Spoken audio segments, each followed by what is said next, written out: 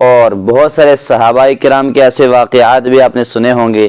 کہ صحابہ میں سے بعض نے بھی یہ فرمایا کہ یا رسول اللہ صلی اللہ علیہ وسلم میرے ماں باپ آپ پر فدا ہو جائیں۔ لیکن سعد بن ابی وقاص رضی اللہ تعالی عنہ یہ وہ عاشق رسول ہیں صلی اللہ علیہ وسلم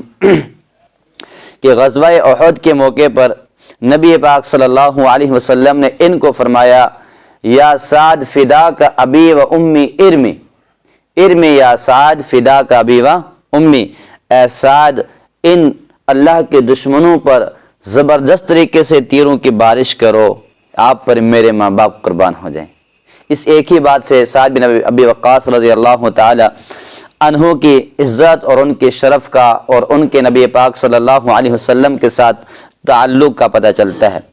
یہ بیان فرماتے ہیں اپنا واقعہ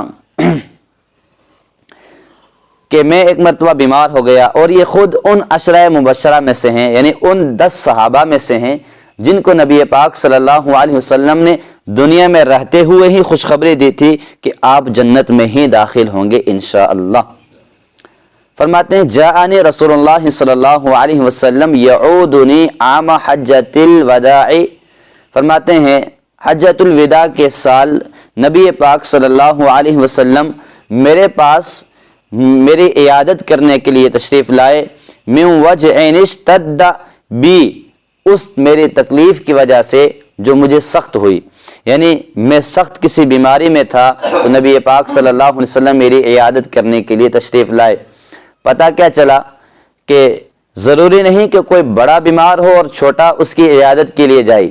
بڑوں کو بھی چاہیے کہ اگر کوئی چھوٹا، کوئی اپنا شاگرد، کوئی محلے کا غریب، کوئی اپنا کام کرنے والا، کوئی اپنا صفائی کرنے والا، کوئی اپنا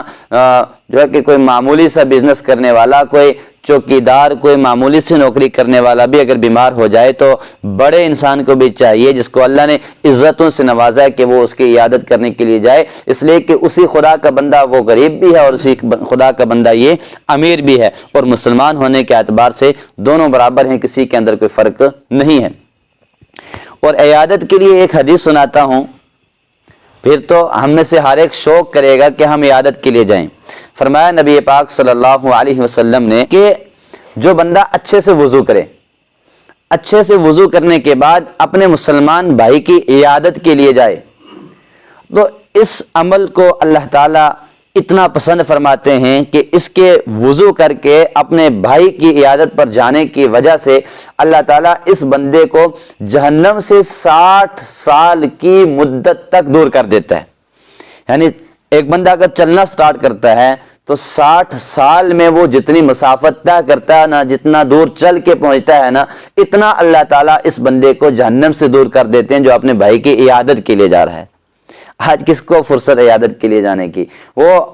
ہم نے وہ سوچ ہی ختم کر دی، کوئی بیمار ہوتا ہے اس کی عیادت کے لیے بھی جانا چاہیے، یہ سوچ ہی ہم نے ختم کر دی۔ ہاں ہم وہاں جاتے ہیں جس کے ساتھ ہمارا کوئی مقصد ہے، جس کے ساتھ مقصد نہیں ہے اس کی عیادت کے لیے بھی نہیں جاتے، اس کی تعزیت کے لیے بھی نہیں جاتے۔ کم از کم دین کا حصہ سمجھ کر کے جو کوئی بیمار ہے، نہ وہ ہمارا پڑوسی ہے، نہ وہ ہمارا رشتہ دار ہے، نہ وہ ہمارے ساتھ کاروبار میں شریک ہے، ایک بات تو ہے وہ ہمارا مسلمان بھائی تو ہے، مسلمان سمجھ کر کے اس حدیث پر عمل کرنے کے اعتبار سے تو کبھی کسی مسلمان کی عیادت کے لیے بھی، کبھی کسی مسلمان کی تعزیت کے لیے بھی ہمیں پہنچنا چاہیے۔ مسلمان کو مسلمان کے دکھ کے اندر اور اس کے درد کے اندر اس کا شریک بننا چاہیے۔